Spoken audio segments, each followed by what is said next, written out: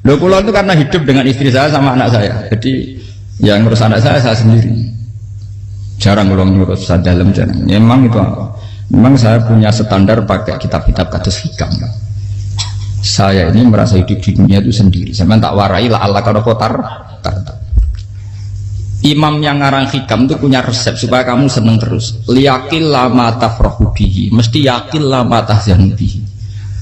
Usahakan sedikit sekali apa yang bikin kamu seneng, maka akan sedikit sekali yang bikin kamu susah. Jadi misalnya kulo nih, jadi kiai misalnya cari wong ya kulo kiai wong alim, jelas nak ngalim ngalim, nak kiai rapati ya, nak ngalimnya jelas. Nak kiai rapati, nah kan kiai tapi orang ngalim. Nah kulo nak darah wong alim malah beli ya jelas. Nak kiai rapati ya, kulo rapati nurut tapi aturan masyarakat rapati nurut. Nah sampean kiai tapi orang nopo ngalim. Ya betul. Enggak, ini memang bedanya jauh. Ya mungkin lebih kiai sampean cara derdek-derdek dongo meyakinkan sampean.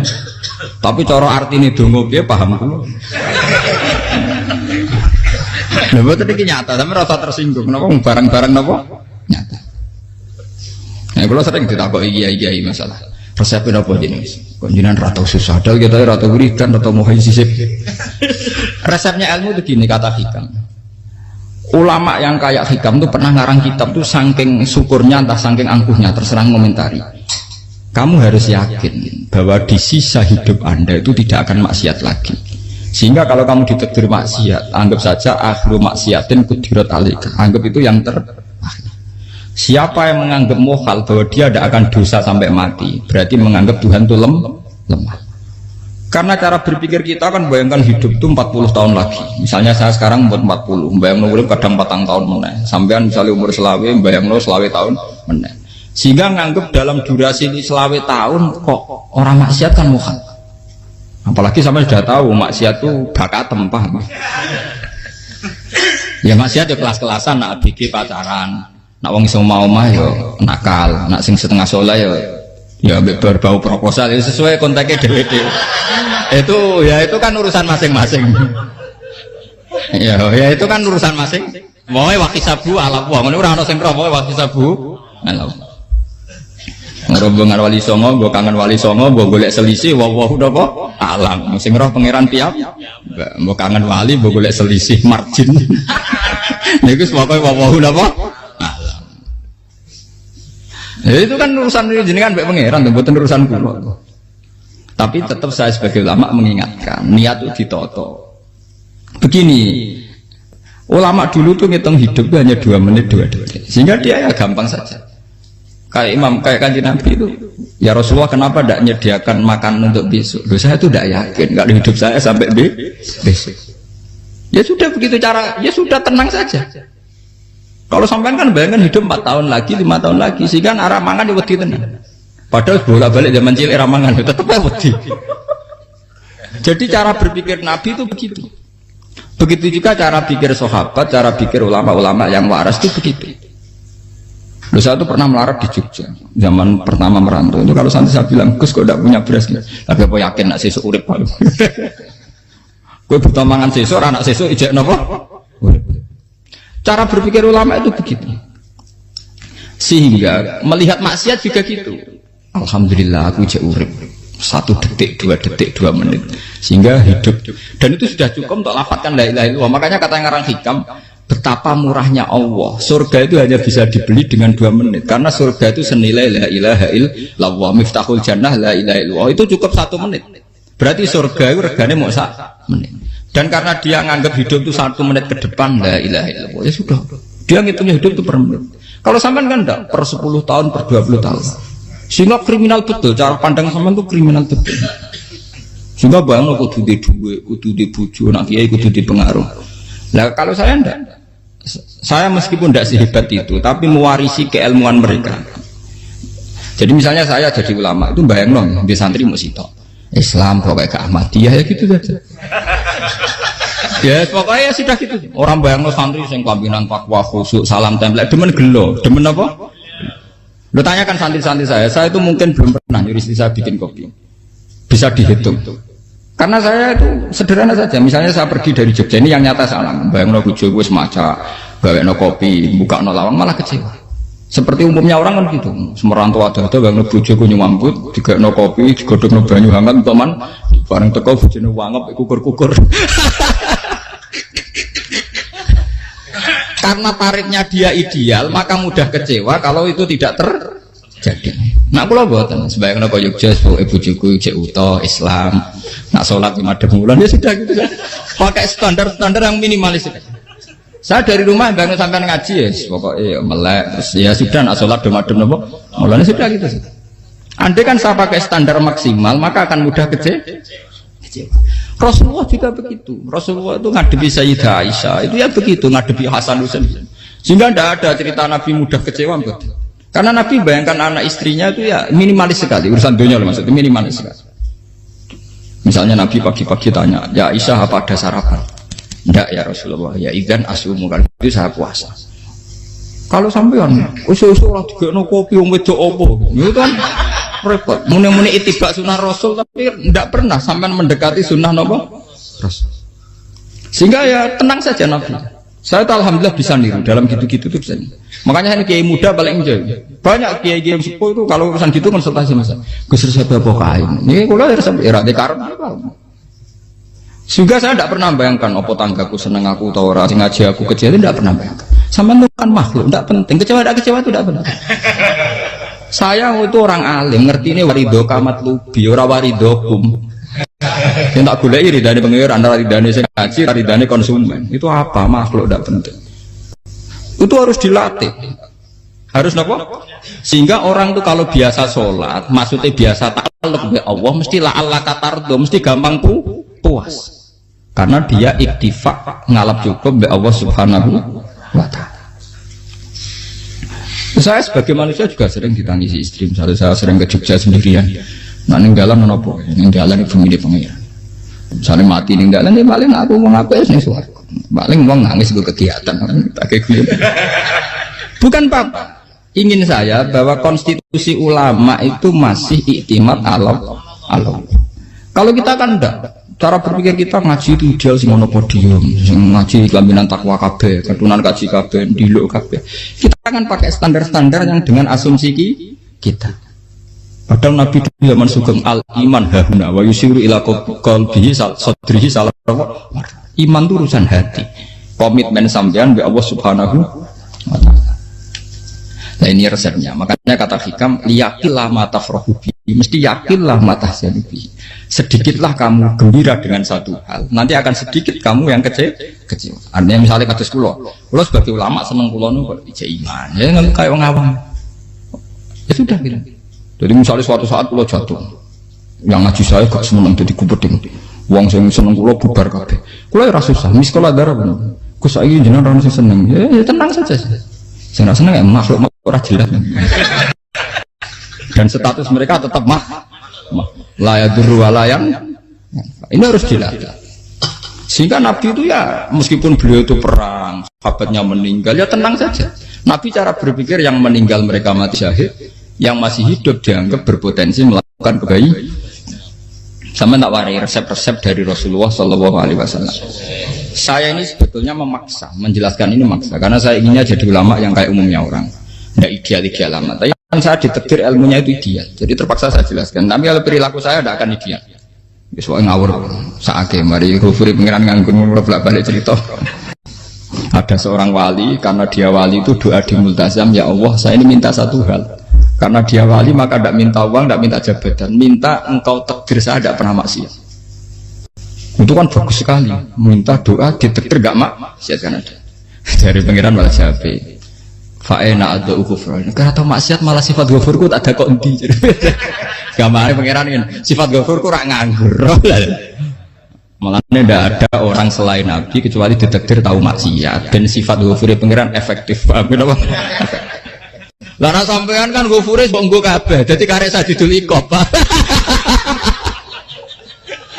Karena maksiate sampean sering. Jadi sifat ghafure wis berlaku aktif. Saya karek nunggu sifat sadidul iqab. Paham ya? Itu beda dengan wali-wali. Sifat sadidul iqab mau aktif, mereka tidak punya dosa. Malah pangeran bingung gak kok sifat ghafure. Apa tak dakoki ghafur atau dosa. Didakoki sadidil kok gak tau maksiat. Jadi pangeran malah sing bingung. Nak kowe ora tau maksiat ghafur kok tak dakoki. Kok ora tau maksiat, wong iku ora tau apa? Didakoki sadidil kok gak mungkin atau maksiat. Lah pangeran ape dakok ghafur kan syaratnya dosa sik. Sampeyan kan walian. Ghafure wis dientekno. Keseringan kepake, paham ya? Karek nopo? Karek sadidil ikom. Ya itu memang standar Tuhan.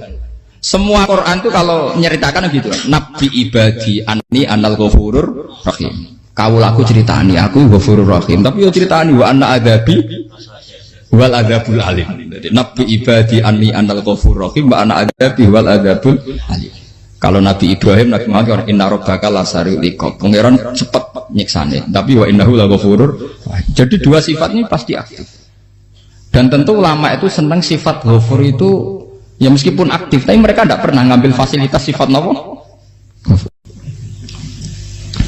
Kalau baleni malih.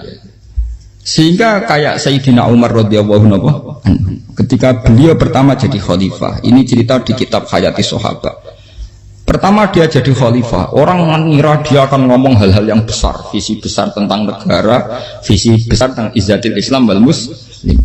Tapi ketika Umar pertama pidato begini, ayuhal muslimun ayuhan nas, ana, dari kata Sayyidina Umar, ana hulamun min bani Makhzum, akulu min kholati, saya ini pemuda dari Bani Makhzum. Kecil saya bisa makan karena bulik-bulik saya punya kebun kurma yang kalau saya memanen diobahi beberapa biji dan itu menjadi kuti wahayati, menjadi saya bisa hidup. Terus wassalamualaikum warahmatullahi wabarakatuh. Orang itu penasaran semua. Orang jadi khalifah pertama dibendem jadi Amirul Mukminin, pidatonya ngenang masa kecilnya ra kelar mangan, kelare mangan mergo buruh bulike, paham ya? Ngondoh kurma terus dikai tamarotin, beberapa kurma sing dadekno iso dan itu saya pakai sampai ketemu Allah Subhanahu wa taala saya pakai. Misalnya sekarang saya mulya, misalnya kalau dibilang mulya ya ono sing nyucup, ono sing husnudzon, ono sing hormat macam-macam sawangane. Itu bodoh sekali kalau saya menikmati itu, bodoh sekali. Paling banter nikmati dicucup dihormati itu apa? Tapi kalau nikmatnya bisa makan saat itu tuh nyawa. SBY jadi presiden prestasi, Gus Dur jadi presiden prestasi, tapi umpama presiden tetap mangan. Prestasi tertinggi adalah bisa makan selisat dirumki gojo-gonyo. Makanya Umar mengingatkan, sebetulnya nikmat tertinggi saya itu tidak saat saya jadi khalifah, saat itu kok aku iso mangan, coro gak aku mati. Paham ya? Jadi itu luar biasa. Kita ini kan menjadi angkuh karena ngitung nikmat itu yang besar-besar, punya prestasi, punya.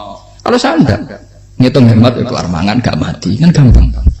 Sehingga saya tidak mudah kecewa karena tarifnya minimalis, gak gampang apa?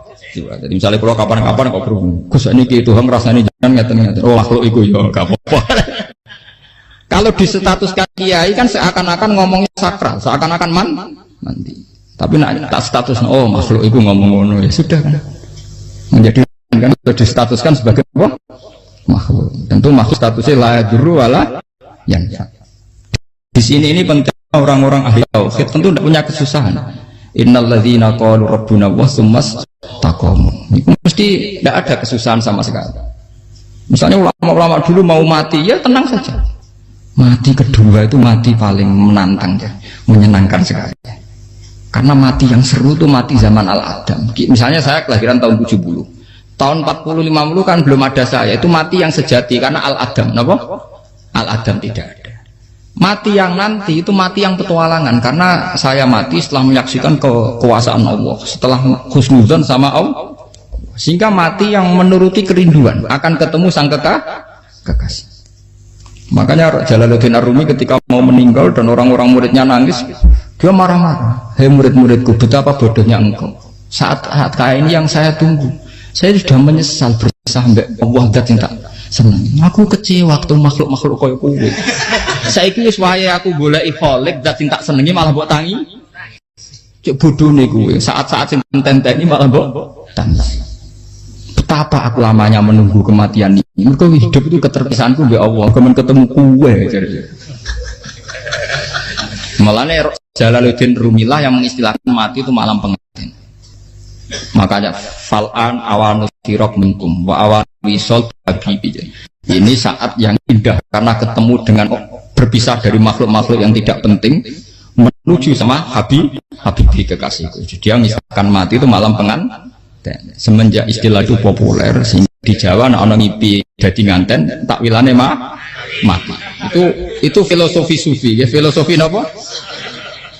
Lah niku tenan. Begitu juga sahabat-sahabat dulu. Bilal mau meninggal, anaknya udah nangis. Bilal lagu ya. Ditanya sama anaknya, kenapa anak-anak kamu nangis? Dan jenengan badhe kabundut. Aku malah seneng nang mati. Hudan nalqal akhibah Muhammadan wa hisbah. Aku nak urip ketemune mbek kowe terus.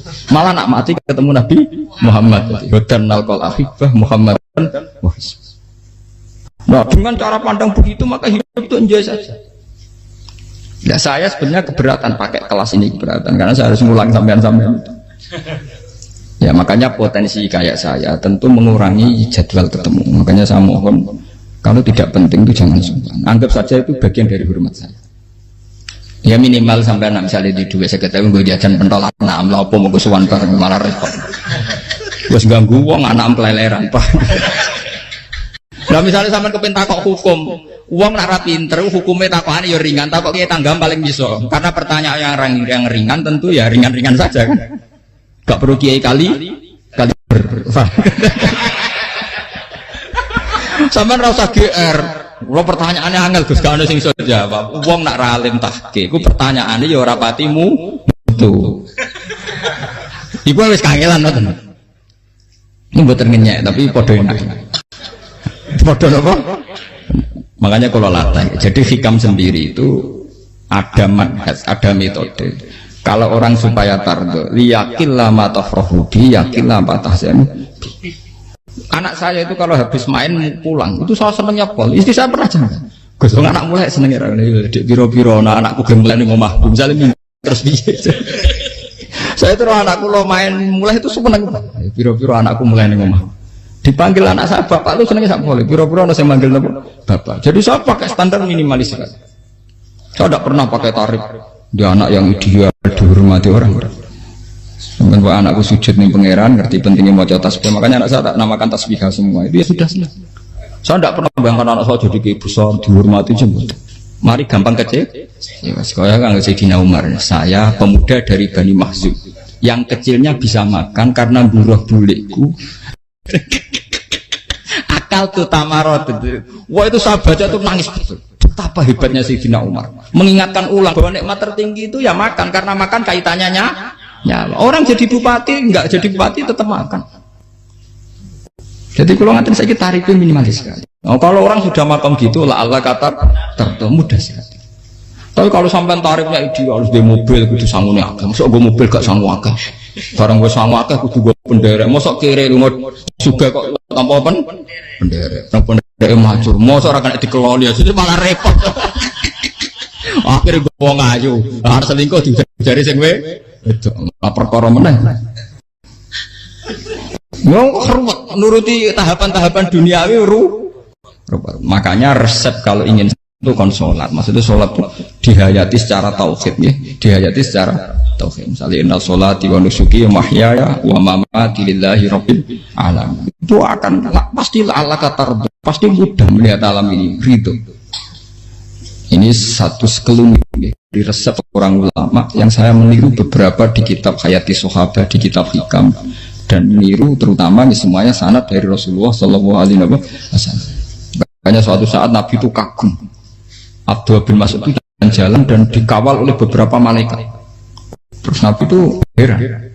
Ya Abdullah, kenapa kita tuh selalu mengawal kamu? Kata Abdullah bin Mas'ud, ya Rasulullah, inilah akhtu khutwatan, illa wa azunnu alla akhtu wa ukhra. Wa ma akaltu luqmatan, illa wa azunnu alla alqamu ukhra. Saya itu tidak pernah melangkah, kecuali saya tidak pernah yakin apa betul saya bisa melangkah lagi. Jadi perlangkahnya itu dia iktimat Allah. Dan saya tidak pernah mengunyah satu kunyahan kecuali saya tidak yakin apa betul saya bisa mengunyah lagi. Setiap kunyahnya tetap semuanya ada Bismillah. Semua itu atas nama pertolongan atas kata Rasulullah. Orang kakak, andaikan saya ada nabi terakhir itu jadi nabi. Jadi makanya dulu Nabi itu sering ngendikan, adekan orang-orang kayak gitu itu ada nubuah, tentu mereka punya derajat napa? Nubuah. Jadi tidak jadi Nabi tapi punya derajat napa? Nubuah. Nah orang yang cara berpikir gitu tentu tidak khawatir apa yang hilang dari dirinya, karena dia berkontrak dengan Tuhan hanya per menit per detik. Jika mempunyai resep al-mu'min yusiru sana Allah ayakuna li nafsi dzakiron. Seorang mukmin yang sejati tentu kontaknya dengan Allah Subhanahu wa taala dan dia tidak pernah ingat dirinya sendiri. Kayak sampai napas umat tapiil, Allahu Akbar, Allah Maha Besar, subhanak. Selalu ana wong ngrasani masuk lali utange barang iku. Tapi yang jelas kan menjadi enjoy dengan dirinya sendiri. Paham ya? Menjadi enjoy dengan dirinya karena dia tidak sering punya kontrak dengan makhluk. Nah ini maksudnya Allah kamu janganlah Allah kata kamu pandang apa nak sholat terus kabul kajati, apa nak sholat terus untuk duit ya ber. Karena cara pikir iso aja nak duit ya. Dan ini resep ya, dan resep ini dari ulama-ulama yang istinad ila Rasulullah Shallallahu Alaihi Wasallam. Karena kalau Nabi itu memang cara pandang. Aisyah itu pernah ditanya, ya Aisyah, saya ini ingin makan, apa daging yang dari sahabat ini masih? Wah ya Rasulullah sudah habis karena tak kasihkan tetangga. Itu Nabi tidak marah-marah, malah bilang, kamu benar Aisyah, biru yang kamu kasihkan tuh yang masih. Kena daging dipangan dewe kadang nuruti nafsu, nak dikekno wong sudah kau nuruti perintahnya pengen. Jadi kanjeng Nabi beneran Aisyah dagingnya ijek. Mongko ana tiyang kok malah ijek, sing nggo sedekah malah sing ijek. Cara berpikir Nabi itu begitu. Tapi tahu-tahu disederhanakan sunnah Nabi serbanan. Lah itu kan ya memang itu bagian dari sunnah Nabi, tapi sunnah seharga 10.000. Paham ya? Ya monggo mawon sampean sunnah Nabi serbanan gitu, tapi itu sunnah yang bisa dibeli dengan murah. Hakikatnya sunnah Nabi itu rata-rata bentuknya perilaku. Napa? Zaman delok dawuh Aisyah tengene tiba berjanji kana khuluquhul Qur'an wa shimatuhul ghufran yansahu lil insan wa yafsahu fil ihsan wa ya'fu 'anil dzambi idza kana fi haqqihi wa sababi. Kana khuluquhul Qur'an, Nabi ku akhlak dasare wis kaya Quran tok. Urusane akhlak. Wa shimatuhul ghufran, ciri utama sifatnya Nabi gampang nyepuro. Yansahu lil insan. Dan Nabi punya niat baik pada seluruh manusia. Wa yafsahu fil ihsan, sering melakukan ihsan. Lah nek sunah Nabi ngoten kan luwih sering kula Quran ya wis hafal mulan. Wasimatu kufron kula gampang nyebut sampean ngaji angop ora tau tamu. Yang sahulil insan kula bedina nate tiyang mulan. Wa yafsahu fil ihsan tak ge gampang.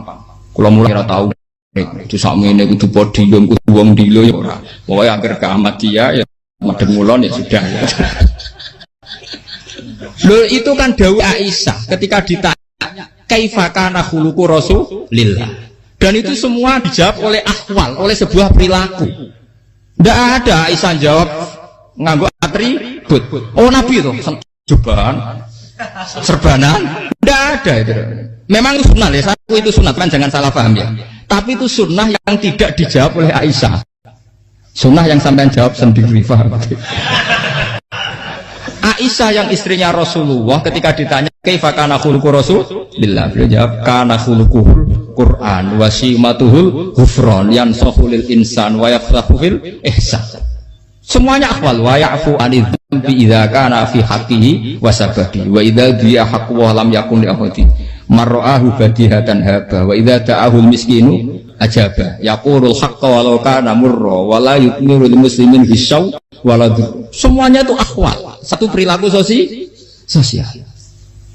Saya mengakui kalau serbanan sunat, ya saya ngakui. Tapi sunnah wis karena saya mewakili yang akhwal tadi, yang apa? Lah mungkin untuk sampeyan, monggo kalau untuk ngisi sunnah. Tapi mbok ya adil. Ini bukan kritik mboten nggih. Yang meyakini serban sunat kan sudah banyak dan itu bagus. Tapi cobalah juga meyakini ahwalu Rasulillah. Makanya mansana sunnatan itu rata-rata ulama maknani siapa yang ikut sunnahnya Nabi. Rata-rata ulama nafsir ahwalu Rasulillah wa af'alu, perilaku sosial Rasulullah. Makanya terusannya wa idza ja'ahul miskinu ajabah. Kalau dipanggil orang miskin ya datang. Ya maksudnya ada harus orang miskin manggil pas resepsi kawin boten. Misalnya ana wong melarat kuwi di sepeda motor, wong mlarate yo ngeteroni puskesmas ya mbok terno. Wong melarat lara yo nukono misale apa minyak kayu putih mbok tekani. Ora kok ngerti-ngerti mbok ngurusan walimatul urus sing wajib piye. Payah. Yo lan wajal miskin aja pe ora ana hadise urusan walimatul urus mboten. Kalau orang miskin manggil ya dalam riwayat hadis ya Nabi sering dipanggil orang miskin ya Rasulullah mbok datang ke rumahku ada apa terus ya Nabi saya tuh ingin rumahku sing elek jenengan nanti sholat tengriku ya Nabi datang ya sholat saja ya ora jaman fi ayyi makanin aradta an usolliya fi kamu di tempat mana kamu seneng sholat teng mriki ya Rasulullah ya Nabi sholat sing undang ya waras pisan kenangan mek Nabi kok mae dienggo sholat Nabi ambean tahu tanggung kiai kon sholat kon promosekno anakmu iku paham Kiai itu nggak nunggu kersane ketampi PNS padahal kiai ini dia anak era PNS. Kalau dulu kan sahabat ngundang Nabi itu ya gitu ya Rasulullah saya itu ingin sekali engkau sholat di rumahku fa'attakhidahu musollan kemudian tempat yang pernah engkau sholati mau tak pakai musola pribadi. Makanya masjid kiblat itu rumahnya sahabat karena dulu Nabi pernah sholat di satu tempat adalah ono perintah tahlilul kiblat itu di rumahnya sahabat. Itu sahabat dulu itu kalau ngaturin Nabi itu kenanya ingin Nabi pernah sholat di situ. Nah, ilmu ngeten ini muntah. Ya kumpulnya tentang kulo. Jadi orang sing ngeleng-ngeleng, Bang. Nah, teman kudu syukur. Ya artinya syukur ya. Orang kayak saya itu tidak usah sampean dikte-dikte ngikuti hukum adat. Kalau ngoten sampean gelo mergo kula ora iso teko, kula ya gelo perkarane ulama kok mbok atur. Makanya saya sering guyon cerita saya itu kalau di pasar Pandangan dulu itu anyaran boyong sering di pasar ditanya sama Gus wong alim kok di pasar piye aneh tuh ya aneh kuwi aneh piye bodohnya wong alim kadang masyarakat itu tidak sadar keanehan dirinya sendiri mereka enak saja merasa kalau orang alim ke pasar itu aneh mereka tidak sadar orang bodohnya wong alim ya aneh enak saja mereka mikir sepi paham ini supaya sampean la Allah kan apa makanya untuk Rasulullah Nabi itu sering ngendikan ana tamu hormati tapi etika mertamu di Rasulullah itu walakin idza du'aitum mertamu Nabi itu perlu ditimbali walakin idza du'itum du'iya mabni majhul ketika kamu ditimbali fatwa jadi ya ayyuhalladzina amanu la tadkhulu buyutan nabiyyi illa ayyudzana lakum jadi untuk sowan Nabi itu nunggu dipang ya Pak. Meskipun sahabat itu rindu Nabi, tidak berani sowan ke dalamnya Nabi. Kalau ingin ketemu Nabi di barengno pas sholat jamaah, karena Nabi pasti keluar di Andai kan Nabi nerima tamu di rumah, ora sida dadi Nabi. Aman nampa tamu.